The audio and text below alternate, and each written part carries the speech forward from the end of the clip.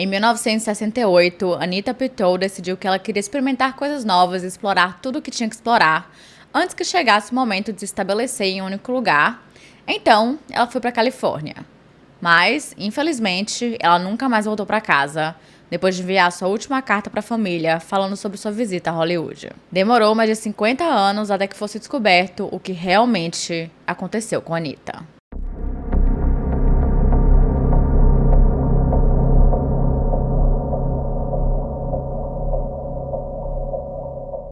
Oi, gente! Sejam bem-vindos ao meu canal. Se você é novo por aqui, eu costumo falar sobre casos criminais reais nas quartas.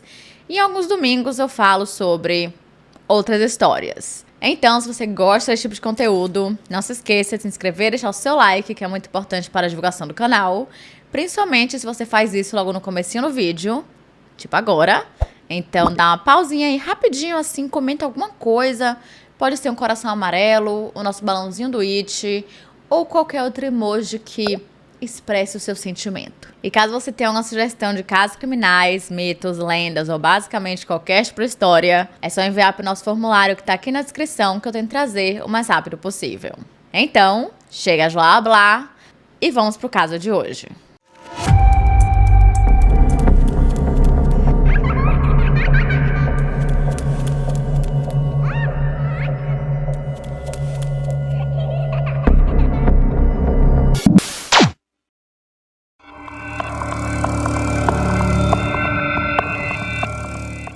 Nos Estados Unidos, os anos 60 representaram muitas mudanças, principalmente porque o país enfrentava uma grande tensão e até mesmo choque cultural entre os valores mais tradicionais e conservadores com os valores mais liberais.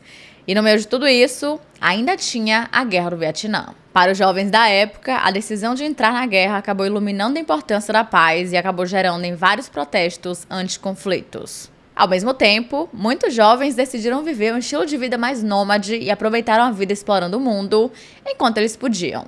E como vocês sabem, nesse período de 1960 e 1970, era super comum que as pessoas se locomovessem através de caronas. E ninguém sabia direito os perigos que isso podia levar. Não é à toa que hoje em dia nós sabemos muito bem que muitas pessoas, principalmente serial killers, se aproveitavam disso para encontrarem suas vítimas. E Anita era o tipo de pessoa que pegava muitas caronas nessa época. Anita Louise Pittou nasceu no dia 9 de março de 1942 na pequena cidade de Augusta, no Maine, nos Estados Unidos, e ela era filha de George e Rena Pittou, tendo uma irmã mais velha chamada Connie. Assim como a maioria dos pais dessa época, George também chegou a lutar na Segunda Guerra Mundial, mas, mesmo depois de voltar para casa, ele continuou sendo muito ausente, e como uma forma de lidar com todo o trauma e o horror que ele tinha vivenciado na guerra, ele bebia muito. Mas além disso, ele não respeitava sua esposa e vivia traindo. Mesmo assim, eles tiveram 7 filhos juntos. Haja criança. Eventualmente, os dois acabaram se separando por motivos mais do que óbvios, mas George não desapareceu completamente. Ele continuava tentando ter uma relação com os filhos, mas não era tão boa assim. E Rena vivia praticamente como uma mãe solo, tendo que cuidar sozinha de 7 crianças e sem ter uma condição financeira muito boa. Na verdade, ela dependia 100% do auxílio do Estado, mas mesmo não tendo muito dinheiro, ela fazia o máximo que podia para dar a melhor criação para os filhos e manter uma casa cheia de amor e carinho. E o que acontece? Como Anita e Connie eram as mais velhas, ela dependia muito delas para que ajudassem ali, mesmo que elas ainda, querendo ou não, fossem crianças. E isso acabou pesando com o tempo. Tanto que assim que Connie se tornou adolescente, ela decidiu ir morar com a avó paterna e finalmente conseguiu ter uma qualidade de vida melhor e realmente focar nos estudos, sem ter que se preocupar tanto com os afazeres da casa e ter que cuidar dos irmãos mais novos. Só que isso fez com que todo o peso ficasse apenas em Anita e na sua mãe, e de certa forma ela meio que transferiu esse ressentimento para a irmã, porque Connie tinha conseguido sair dali e ela não. Então, Anita começou a se rebelar, o que é super normal, principalmente nessa idade, principalmente tendo que ter um monte de responsabilidades que não deveriam ser de uma criança nessa época, mas a mãe dela precisava de ajuda e essa é a realidade que ela vivia. Nesse ato de rebelião, ela passou a faltar à escola e, por conta disso, ela e a mãe foram processadas criminalmente, onde Rina foi acusada de ser irresponsável e deixar a filha, que na época tinha apenas 13 anos de idade, faltar às aulas. E por conta disso, ela foi multada em $20. O que não parece muito, mas para a família era. Obviamente, Rina ficou bem frustrada com tudo isso e até se recusou a testemunhar no tribunal, dizendo que ela não sabia que a Anitta não estava indo para a escola. Afinal, ela tinha mais 6 filhos para cuidar e era impossível saber o que cada um estava fazendo o tempo todo. Mas, no fim, o juiz ordenou que ela mantivesse a Anitta nos eixos e fosse enviada para um reformatório na cidade de Halloway por 8 anos até que ela completasse 21 anos de idade. O que é insano, mas era assim que as coisas funcionavam naquela época.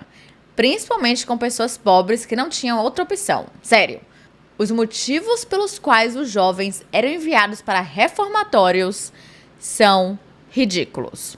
Mas enfim, chegaremos lá. Depois disso, Anitta foi enviada para a Escola Industrial para Meninas do Maine, que tinha sido criada em 1874 e era a mais antiga do estado. E assim, existem várias histórias de terror em relação a esses reformatórios por conta de todo o abuso que acontecia. Só pra vocês terem noção, apenas alguns anos depois de Anitta sair de lá, foi feito um relatório sobre a escola que ela tinha frequentado, relatando todos os horrores que as meninas tinham que enfrentar lá dentro. Por exemplo, os quartos eram sufocantes, quentes ou extremamente frios, nenhum dos dormitórios tinha banheiro suficiente e o encanamento vivia quebrado. Mas isso aí são apenas as características físicas. Acontece que quando essas meninas eram colocadas lá, os seus pais perdiam totalmente os seus direitos e responsabilidades parentais. Ou seja, elas só podiam sair de lá se a escola decidisse isso. Os seus pais não podiam fazer nada se vissem como elas estavam vivendo e meio que tinham que aceitar porque eles não podiam fazer nada. E como eu falei, os motivos pelos quais essas meninas eram colocadas nos reformatórios eram ridículos. No caso de Anitta, ela teve que ser colocada lá porque ela faltou algumas aulas. Outras garotas apenas eram vistas fumando em público ou beijando outras garotas, e até mesmo meninas que tinham necessidades especiais, estavam grávidas ou eram apenas pobres, eram matriculadas nesse reformatório apenas porque o governo não sabia muito bem o que fazer com elas e os pais não tinham condições. E os relatos sobre os funcionários também eram terríveis. Claro que tinha alguns legais, mas a maioria era abusiva, né? A grande maioria dos funcionários eram abusivos e alguns chegaram a ser demitidos por seus comportamentos. No relatório, falava sobre as punições extremamente severas que as meninas tinham que enfrentar e as mais comuns incluíam cortar o cabelo da menina que tinha se comportado da forma que não devia, nos parâmetros da escola, bater nela, trancá-la no que era chamado de calabouço e obrigá-la a se ajoelhar no chão duro e ficar dessa forma por muitas e muitas e muitas horas. E sim, tinham comportamentos totalmente inapropriados dos funcionários masculinos. E é isso aí mesmo que vocês estão pensando. Além disso, tinha pelo menos um dos funcionários que estava tendo relações com alguma ou mais de uma das meninas, sendo que elas eram, em grande maioria, menores de idade. No período em que a Anitta esteve lá, tudo isso aí acontecia o tempo todo e a rotina era bem restrita, ao ponto de que elas não podiam nem falar uma com a outra quando estavam trabalhando, e sair do quarto no tempo livre era um privilégio. Isso tudo, como vocês devem imaginar, foi um grande pesadelo para a Anitta, e acredito que para todas elas, e para a Anitta principalmente porque ela sempre teve um espírito muito livre e aventureiro, e ali tudo isso era proibido. Tudo que ela gostava, ela não podia fazer. Mas, felizmente, ela conseguiu sair bem antes do previsto. Ela ficou no reformatório apenas 3 anos dos 8 e saiu no dia 29 de setembro de 1960, quando ela já estava com 18 anos de idade. Só que se vocês acham que esses anos presa fez com que ela se limitasse, vocês estão muito enganados. Isso tudo só fez com que ela estivesse ainda mais determinada a viver a sua vida sem ter que obedecer a ninguém. Ela sempre gostou de desafiar os próprios limites. E se você dissesse a ela que não, né, pra ela não fazer alguma coisa, isso só fazia com que ela ficasse com mais vontade de fazer. Ela queria viajar, se divertir, se reconectar com a sua família que ela tanto amava. Então, assim que ela voltou pra casa, ela começou a trabalhar em todos os empregos que conseguia em Augusta, ou até mesmo nas cidades vizinhas de Walterville e Gardner, mas ela nunca ficava muito tempo em um único lugar. Ela trabalhava o suficiente para conseguir dinheiro e aprender coisas novas, e depois já pulava para a próxima aventura. Ela sempre odiou ficar parada por muito tempo e ainda não estava pronta para se estabelecer em um único lugar, o que é super compreensível porque ela era muito jovem e ainda estava descobrindo o que gostava e o que não gostava. A esse ponto, Connie já tinha se casado, já estava começando a ter filhos e construir a sua própria família, mas o ressentimento que a Anitta tinha dela já tinha ido embora assim há muito tempo e as duas eram muito amigas.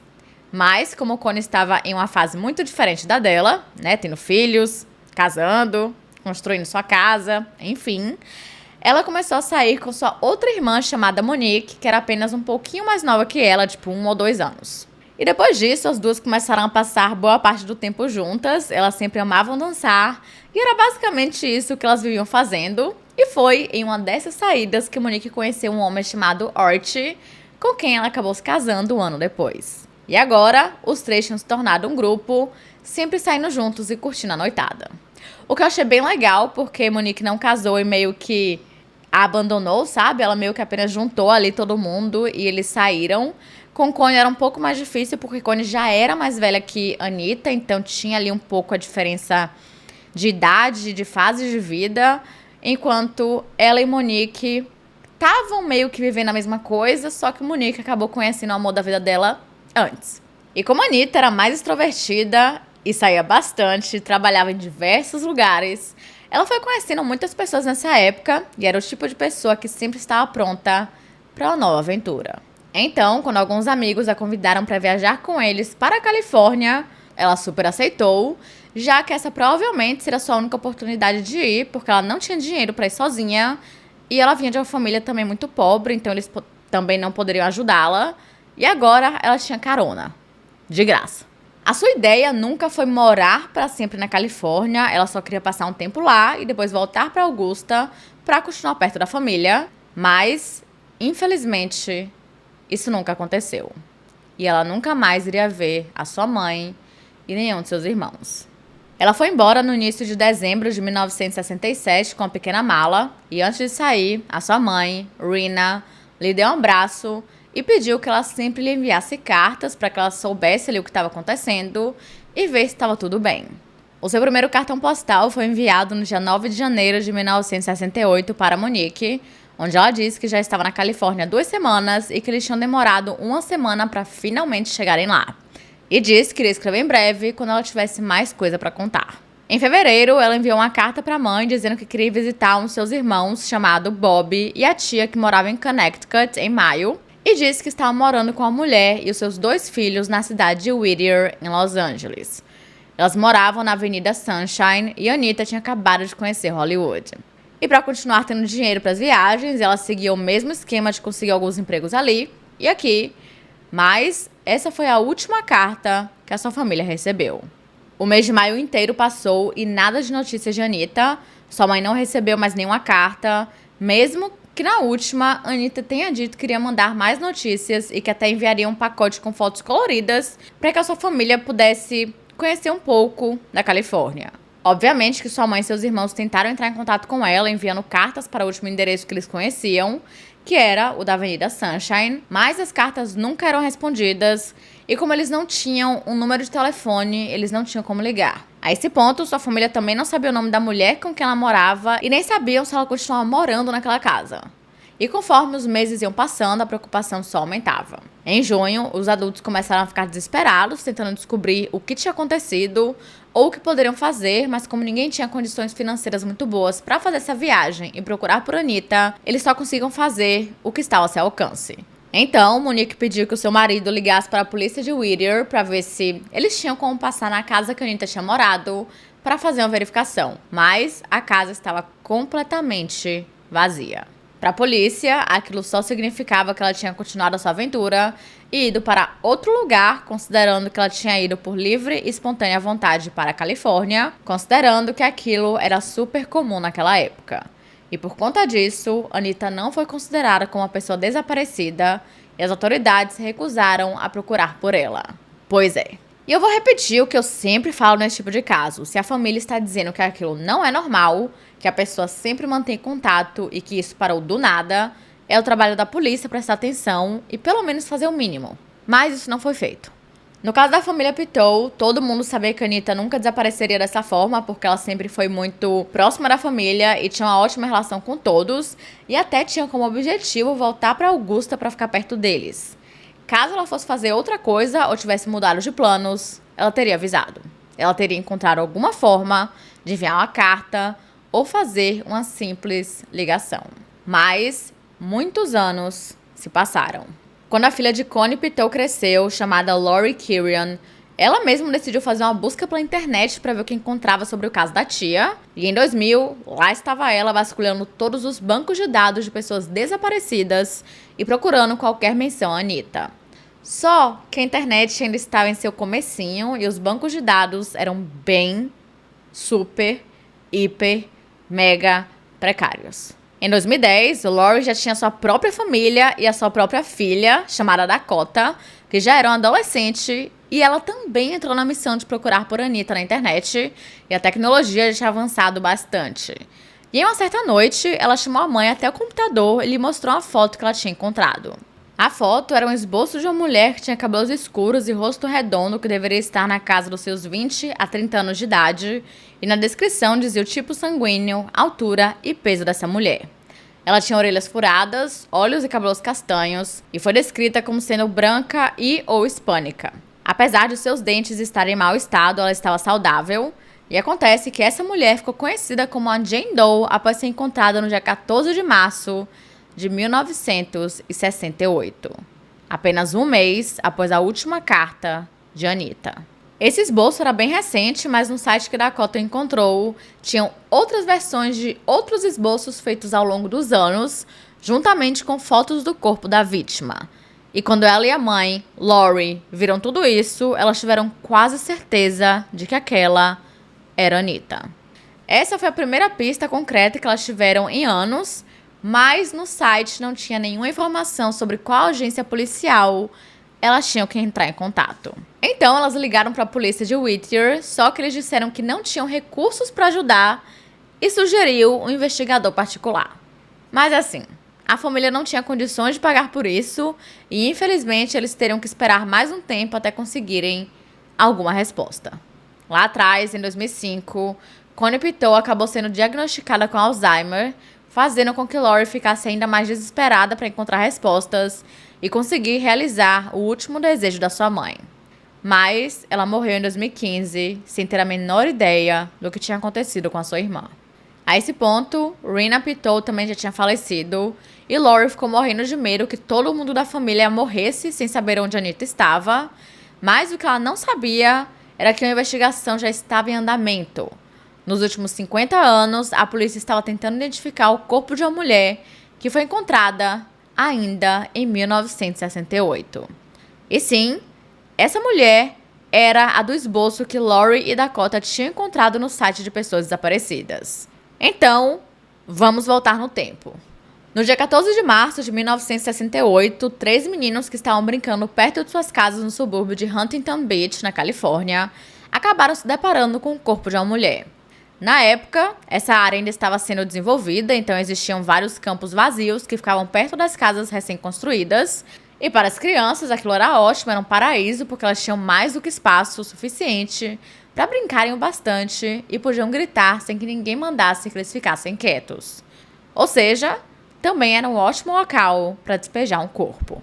Os 3 meninos encontraram o corpo da mulher em um canal de drenagem no cruzamento da Avenida Newland com a rua Yorktown. Eles não faziam a menor ideia de quem ela pudesse ser, mas era mais do que evidente que ela estava morta. E, imediatamente, eles voltaram para casa e ligaram para a polícia. Quando os policiais chegaram no local, eles viraram cuidadosamente o corpo da mulher, que tinha cabelos escuros e estava usando uma jaqueta preta de couro falso, e perceberam, com base no seu estado de decomposição, que ela não deveria estar ali há muito tempo. De acordo com a sua descrição, ela era jovem e tinha tamanho médio e estava usando calças roxas e mocassins pretos. Já sua blusa floral multicolorida estava completamente rasgada e um dos botões estava faltando. E além disso, ela estava usando um anel bem chamativo, mas barato, e não tinha nenhum tipo de identificação. Se ela estivesse carregando uma bolsa, o assassino com certeza teria levado embora. Ao lado do seu corpo tinha uma marca de pneu, o que sobrou de um cigarro e algumas pegadas. E após fotografarem tudo isso, os policiais guardaram como evidência. Mas como não tinha nenhuma forma de identificar a mulher, ela acabou sendo nomeada como a Jane Doe de Huntington Beach. E ficou assim por muitos e muitos anos. E o seu assassinato tinha sido absurdamente brutal. A sua garganta tinha sido cortada a ponto de o seu pescoço estar quase separado de sua cabeça. E ela tinha muitos sinais de espancamento e também tinham sinais de abuso sexual. De acordo com o capitão da polícia da época, sua morte foi tão terrível que parecia que ela tinha sido abatida que nem um animal e ela morreu por aspiração de sangue. Ou seja, ela se afogou no próprio sangue. E durante a sua necrópsia também foi feito um exame toxicológico e foi determinado que a mulher não tinha nenhum tipo de substância ilícita ou álcool em seu sistema no momento da sua morte. Como toda essa descoberta foi feita lá em 1968, não existiam testes de DNA e o que a polícia podia fazer era extremamente limitado. Mas, felizmente, eles armazenaram tudo, incluindo todas as evidências de abuso e o cigarro, na esperança de que em alguns anos o caso pudesse ser solucionado. E ainda bem que eles fizeram isso. E esses detetives arrasaram muito, eles fizeram tudo o que eles podiam naquela época, né, com todos os recursos que eles tinham, que não era muita coisa. Eles vasculharam toda a área e seus arredores, na esperança de encontrarem outras pistas que o assassino poderia ter deixado para trás. Também conversaram com 100 moradores que moravam naquela área onde o corpo foi encontrado. E uma das vizinhas, né, no caso, uma das moradoras, ela disse que chegou a ouvir uma mulher gritar muito alto por volta das 2 horas da manhã, alguns dias antes. E isso reduziu o horário da morte da vítima. Depois disso, os policiais foram em todos os bares, restaurantes e negócios locais para ver se alguém a conhecia. Mas, infelizmente, eles não encontraram nada. Nessa época, o principal detetive do caso era Earl Robitaille, e ele passou muito tempo tentando descobrir a identidade da mulher e também no seu assassino, mas nada levava a lugar nenhum. Ele até enviou as impressões digitais da vítima para o FBI, mas nenhuma correspondência foi feita, e as autoridades conversaram com vários possíveis suspeitos e distribuíram mais de 100 mil folhetos em 3 estados, na esperança de que alguém conhecesse a mulher misteriosa. Mas, como mais nada foi encontrado, o caso acabou esfriando, porém, nunca foi esquecido. Ao longo dos anos, vários artigos foram escritos sobre o caso, anunciando a reabertura das investigações, ou apenas como uma forma de divulgar melhor a imagem da mulher. E o caso realmente atraiu muito a atenção das pessoas, principalmente por ser tão misterioso e ter pouquíssimas informações, e a cada ano, sem respostas, a população ficava ainda mais curiosa, querendo saber a resposta desse mistério e a identidade da mulher. Quando os testes de DNA começaram a surgir e a evoluírem, a esperança sempre era renovada. Em 2001, o Laboratório de Crimes do Condado de Orange conseguiu criar ali um perfil de DNA para o assassino da Jane Doe de Huntington Beach, a partir do sêmen que tinha sido encontrado no seu corpo. E como o crime tinha sido absurdamente brutal, a polícia estava bem confiante de que esse homem teria algum antecedente criminal e seria encontrado nos bancos de dados. Mas, para a surpresa de todos, eles não encontraram nada. Por conta disso, eles assumiram que o assassino deveria ter sido preso antes que os detentos tivessem que fornecer os seus DNAs para o banco de dados, considerando que a lei para isso só entrou em vigor entre 1997 e 2002. O próximo grande avanço do caso só aconteceu em 2010. Nesse momento, quem estava liderando a investigação era o detetive Mike Riley. O que acontece? Nos últimos anos, a polícia tinha divulgado o esboço original da vítima, mas apenas dentro da Califórnia. Então, quando o detetive Mike e outro detetive chamado David Durkin reabriram o caso, eles jogaram o esboço na internet, porque dessa forma eles teriam uma chance muito maior de encontrarem algum familiar da mulher misteriosa e, finalmente, quem sabe, descobrirem a sua identidade. E mais, eles também conseguiram divulgar o retrato no programa America's Most Wanted, e esse retrato já era mais atualizado e mais realista do que os anteriores, e foi nessa época que a sobrinha neta de Anita, Dakota, se deparou com a imagem online e mostrou para a mãe, Lori. Porém, por algum motivo, quando elas entraram em contato com a polícia, elas foram ignoradas, o que é insano, né? Eu não preciso nem falar isso pra vocês, mas eu acredito, tá? Minha opinião pessoal, que tenha sido algum erro da pessoa que atendeu a ligação, porque, como vocês viram, os detetives estavam doidos para solucionarem esse caso, e eu duvido que eles apenas ignorariam isso dessa forma. Mas, independente de quem tenha sido o erro, isso aí fez com que o caso demorasse mais alguns anos para ser solucionado. No outono de 2019, uma genealogista forense chamada Colleen Fitzpatrick entrou em contato com o departamento de polícia de Huntington Beach e ofereceu ali os seus serviços. E quem era essa maravilhosa dessa mulher? Ela trabalhava com genealogia desde o início dos anos 2000 e em 2017 tinha cofundado um projeto muito famoso lá nos Estados Unidos chamado DNA Doe. Ela fez esse projeto com uma outra mulher chamada Margaret Press, e as duas estavam usando seus conhecimentos para ajudar em casos mais antigos, identificando as vítimas e os seus assassinos com base no DNA encontrado em cada crime. E como ela viu que tinha alguns casos antigos em Huntington Beach, ela disse que estava à disposição para ajudar, caso eles precisassem. E assim que o detetive Mike Riley ficou sabendo disso, ele insistiu que o caso da Jane Doe de Huntington Beach fosse escolhido. E aí, eles começaram a próxima fase da investigação. Colleen recebeu todas as provas físicas que tinham sido guardadas ao longo de todos esses anos, como o cigarro, as roupas e o kit de abuso. E quando ela analisou o cigarro e o kit, ela encontrou os perfis de DNA de 4 irmãos que moravam na Califórnia. Obviamente, eles foram investigados e foi aí que foi descoberto que 3 deles já tinham morrido, mas que um ainda estava vivo. E após analisarem o seu DNA, infelizmente não teve uma correspondência, mas eles sabiam que o culpado só podia ser um dos outros 3. Porém, como eu disse, eles já estavam mortos. Então, com mais investigações, os detetives descobriram que um dos irmãos tinha morrido de câncer de pulmão e, como ele tinha feito biópsia, eles conseguiam encontrar a sua amostra de DNA e testar com a do assassino. E assim, por pura sorte que essa amostra ainda estava disponível, porque geralmente elas são destruídas depois de um certo tempo. E sim, o DNA dele bateu perfeitamente com o DNA do assassino da mulher misteriosa. E o seu nome era Johnny Crisco. E ele tinha morrido em 2015. Então, vamos falar sobre Johnny. Aos 17 anos de idade, Johnny entrou no exército após ser condenado por abuso sexual. E apenas 3 anos depois, ele foi dispensado por conta do seu péssimo temperamento e comportamento imaturo e impossível. O que, assim, não me surpreende nem um pouco. O que me surpreende é ele ter entrado em primeiro lugar. Mas, enfim. Toda a sua história estava repleta de comportamentos violentos e abusivos, e parece que aquela acusação que ele recebeu aos 17 anos de idade não lhe rendeu muita consequência, como a gente já viu. Não se sabe ao certo sobre essa acusação, mas acredita-se que tenha sido algo relacionado à sua futura esposa chamada Frances, considerando que ela tinha 5 anos a menos que ele.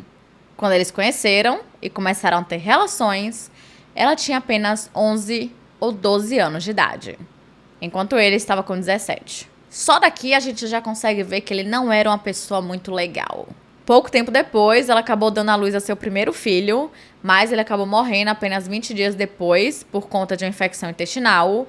E apenas 2 anos depois, em 1962, ela deu à luz a seu segundo filho, quando ela tinha apenas 14 anos de idade. Em 1963, quando o bebê tinha quase 1 ano de idade, Johnny foi dispensado do exército e, de acordo com a avaliação psicológica feita na época, ele se irritava com muita facilidade, costumava se sentir injustiçado, era extremamente imaturo e impulsivo e foi diagnosticado como tendo reação agressiva positiva.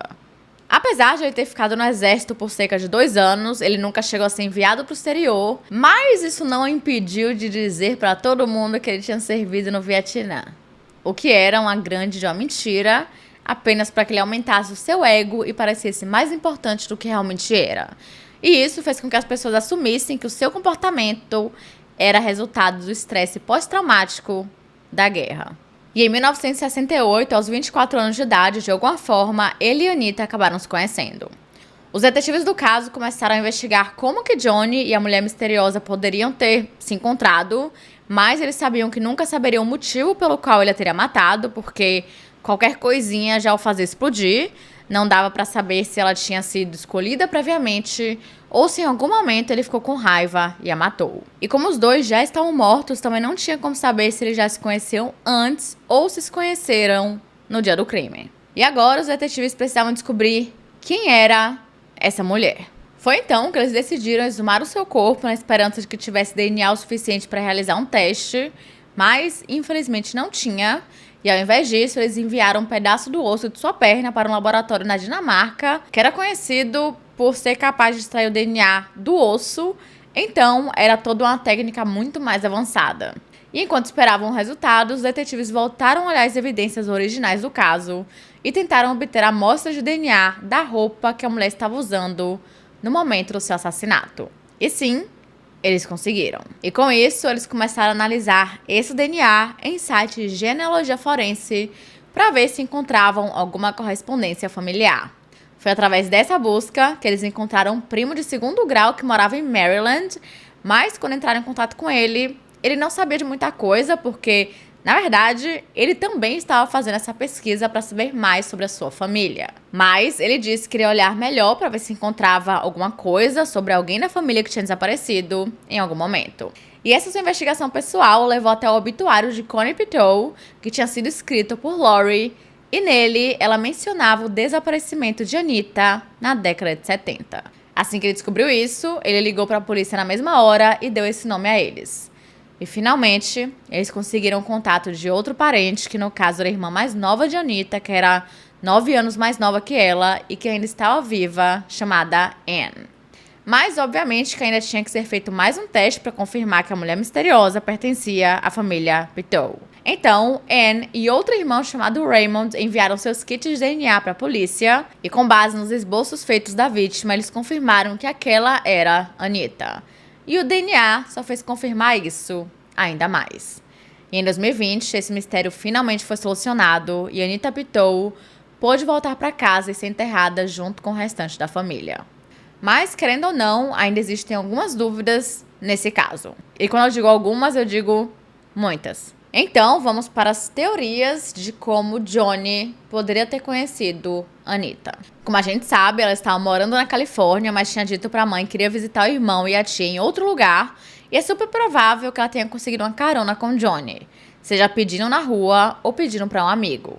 Nós também sabemos que Anita estava namorando ou tendo um rolo com um cara nessa época, e existe a possibilidade de que Johnny fosse esse cara. Mas com o tempo, ela percebeu que ele não era uma boa pessoa e talvez tenha se visto em um relacionamento abusivo. E ele tinha um histórico bem grande nisso.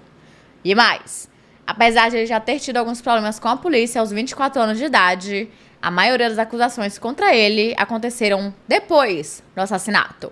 Em 1971, ele foi fichado por alguma infração desconhecida pela polícia de Huntington Beach. No ano seguinte, ele causou um acidente por dirigir bêbado, que acabou matando o seu próprio filho, que tinha apenas 10 anos de idade, e deixou sua esposa, amigo e ele próprio feridos.